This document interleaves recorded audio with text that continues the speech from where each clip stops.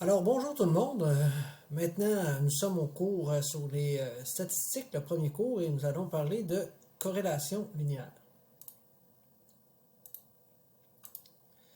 Donc, parlons de distribution à deux caractères.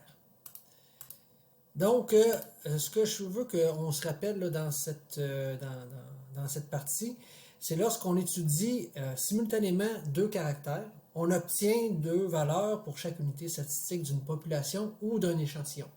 Ces valeurs peuvent s'exprimer sous la forme d'un couple XY et l'ensemble des couples constitue une distribution à deux caractères. Alors, je vous donne un exemple pour bien illustrer ceci. Imaginons qu'on a pris l'ensemble des joueurs d'une équipe de basketball et on voulait voir s'il y avait un lien entre la mesure d'un pied et la grandeur de chacun des joueurs. Donc, ce qui est à retenir là-dedans, c'est que lorsqu'on parle des joueurs d'une équipe de basketball, ceci, ça représente l'unité statistique de mon expérience et les caractères, ben, c'est les éléments qu'on mesure comme tels. Donc, la mesure du pied et la taille, ce sont là les deux caractères de la distribution à deux caractères. Donc, voilà. Maintenant, les modes de représentation d'une distribution à deux caractères. Cette distribution-là qu'on avait, on peut la représenter soit par un nuage de points ou un tableau à double entrée. Alors, je vais vous montrer comment est-ce qu'on fait pour passer du tableau qu'on avait de départ au nuage de points ou encore au tableau à double entrée. Donc, si on veut faire le nuage de points, tout ce qu'on a à faire, c'est que vous faites un plan cartésien. Et dans ce plan cartésien-là, ben, chacun des joueurs va être représenté par un point. Donc, par exemple, j'ai le joueur numéro 1, dont la mesure des pieds est de 27,5, puis la taille 178. Donc, en X, 27,5, puis en Y, 178, c'est le point qui est ici. Donc, ça, c'est le joueur numéro 1. Je fais la même chose pour le joueur numéro 2, le joueur numéro 3, etc. L'autre chose auquel il faut faire attention lorsque vous faites votre nuage de points, c'est que vous voyez ici là, la distance en centimètres là, du début puis de la fin, en X puis en Y doivent être à peu près la même chose. La graduation, ça n'a pas d'importance. Vous pouvez faire des échelles brisées. Ici, j'ai des bonds de 1, puis ici, c'est à peu près des bonds de 1 aussi, là, mais c'est pas important. Ça peut être des bonds de 7 ici, puis des bonds de 10 là, mais en autant que quand on mesure avec une règle, cette partie-là, entre le début puis la fin des points, en X et en Y, c'est à peu près la même chose. Maintenant, pour le tableau à double entrée. Donc, pour faire le tableau à double entrée, on doit se faire ce qu'on appelle des classes et des classes pour chacun des caractères. Donc, disons que ça c'est X puis c'est Y, donc et en X et en Y. Donc, comment est-ce qu'on fait des classes? Ben, c'est important que ces classes-là soient des classes qui sont de même dimension. Hein. Voyez-vous ici, c'est des bonds de 2, 24 à 26, 26 à 28, etc. Et vous voyez, le 26, il est exclu dans un puis inclus dans l'autre. C'est important. Là. Chaque donnée ne peut pas être. Le 26 ne pourrait pas être inclus dans la première et dans la deuxième classe. Donc voilà, c'est comme ça, et pour les X et pour les Y. Vous voyez ici, en Y, c'est pas les mêmes bons qu'en X, c'est pas grave. Mais en Y, c'est toujours des bons de 5, en X, toujours des bons de 2. Et évidemment, chacune des données qui font partie du tableau doivent se retrouver dans une des classes.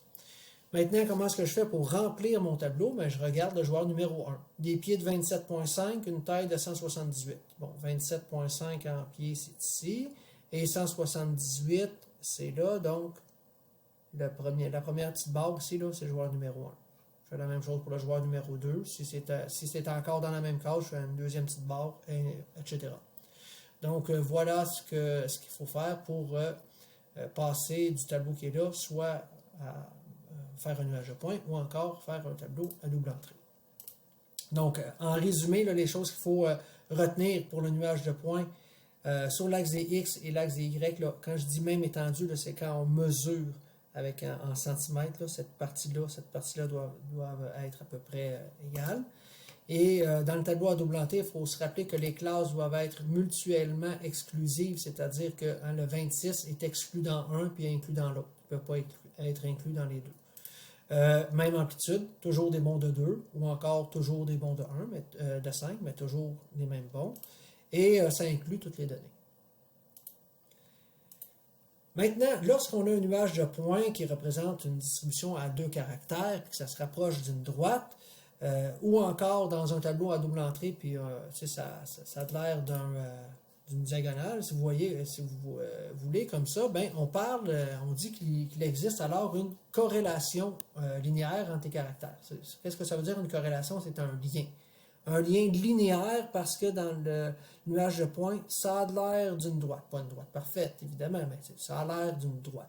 Même chose ici, ça a une diagonale, donc on peut considérer qu'il pourrait avoir une corrélation linéaire entre les deux caractères.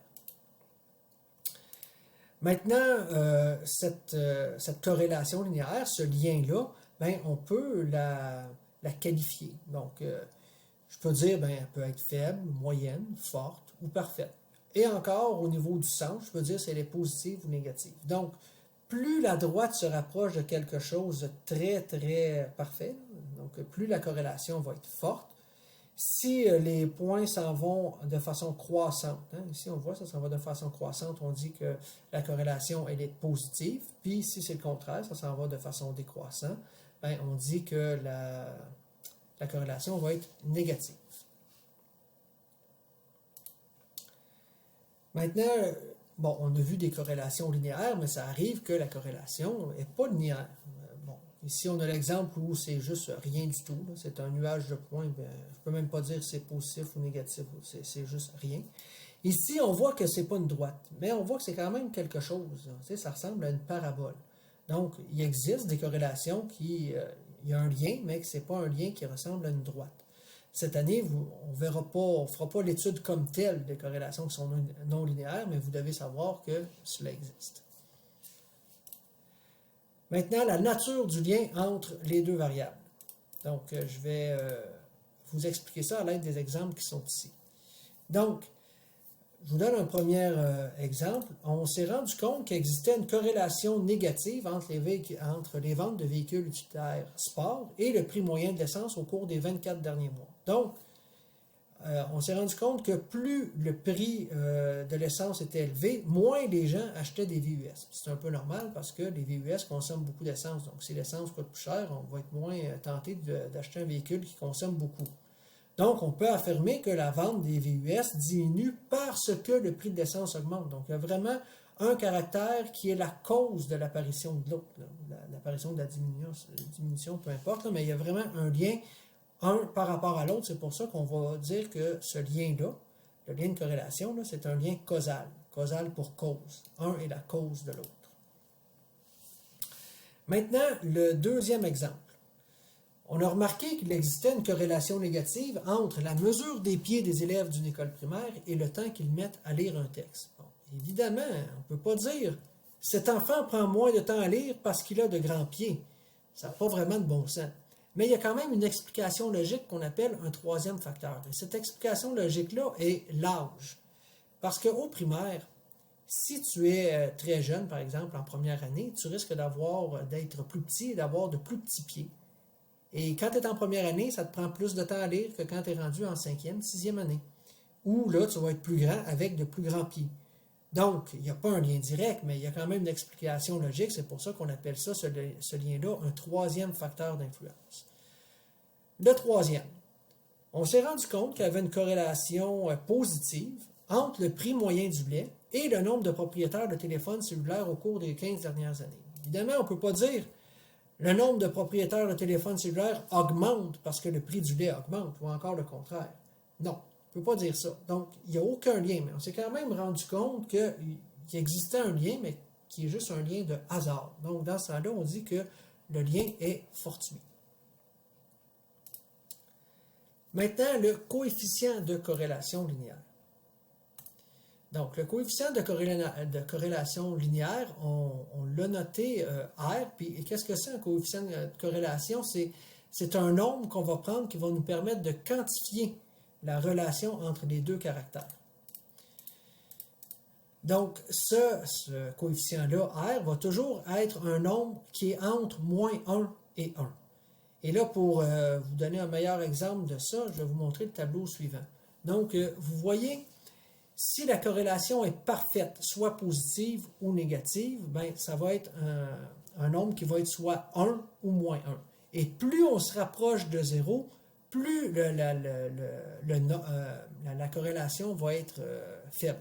Donc, vous voyez ici, là, par exemple, à 0,9, c'est pas mal fort. À 0,1, c'est pas mal faible. Et là, ce que vous devez vous rappeler, c'est que si j'ai une corrélation, un coefficient de corrélation qui est entre 0,8 et 1, c'est considéré comme fort. Entre 0,5 et 0,8, c'est moyen. Entre 0,2 et 0,5, c'est faible. Et puis, entre 0 et 0,2, c'est nul. Puis la même chose au niveau de la partie négative. Okay? C'est exactement la même graduation. Maintenant, comment est-ce qu'on fait pour le calculer, ce coefficient de corrélation-là? Donc, il y a plusieurs méthodes qui existent, mais là, on va vous en montrer une qui est approximative, qui se fait quand même assez bien à la main. Elle n'est pas parfaite, mais donne une bonne approximation. Donc, première étape, on l'appelle la méthode du rectangle, là, parce que, justement, la première étape, c'est de tracer un rectangle qui va permettre d'englober tous les points qui sont là. Mais il faut le faire en faisant le plus petit rectangle possible, mais qui englobe tous les points. Donc, je vous conseille dans un premier temps de juste vous tracer une droite à peu près dans le milieu du nuage. C'est pas important, mais où exactement, mais juste pour se donner l'allure, pour savoir, bon, le nuage s'en va dans cette direction-là. Donc, mon rectangle, je vais le faire dans cette direction-là. Donc, une fois que ça c'est fait, je vais prendre ma règle, puis là, je vais déplacer ma règle de façon parallèle, jusqu'à temps que je puisse englober tous les points. Donc, c'est pas grave si la droite touche au point, mais les points ne doivent pas dépasser la droite. Il faut que les points soient, faut que les points soient encadrés, soient à l'intérieur du rectangle. Donc, même chose pour à l'autre extrémité. Et maintenant, on vient fermer le rectangle de façon perpendiculaire. Bon, la droite du milieu, on peut l'enlever maintenant. Une fois que l'étape 1 est faite, deuxième étape, on va aller mesurer les dimensions du rectangle. Donc, le premier ici, bon, j'ai mesuré 14 mm. Vous pouvez mesurer en millimètres, en centimètres, peu importe, en autant que ce soit les mêmes unités de mesure et pour le petit côté et pour le grand côté. Donc, 14 puis 35, bon, parfait, j'ai mesuré les dimensions. Troisième étape, je vais aller déterminer le signe de mon coefficient de corrélation. Comment je fais pour le déterminer? Bien, je regarde si mon nuage s'en va en descendant ou en montant. Bon, ici, il s'en va en descendant, donc R est négatif. Ensuite, je vais déterminer la valeur du coefficient à l'aide de la formule qui est là.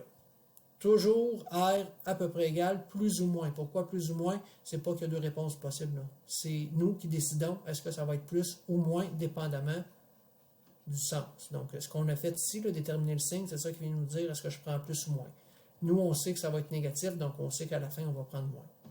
Donc, je remplace. J'ai choisi moins, parce que c'est négatif.